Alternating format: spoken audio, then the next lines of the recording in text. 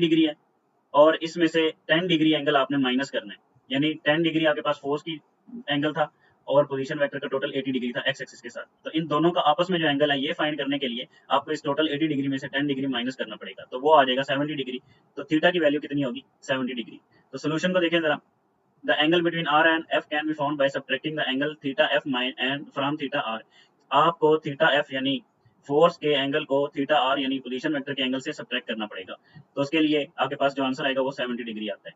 अब dot product find करना था आपने पहले, तो R dot F, R F cos theta, R की वैल्यू 4.3, एफ की वैल्यू 5.5 और cos 70 डिग्री आएगा। तो इसको सोल्व करोगे तो 8.088 न्यूटन मीटर आता है।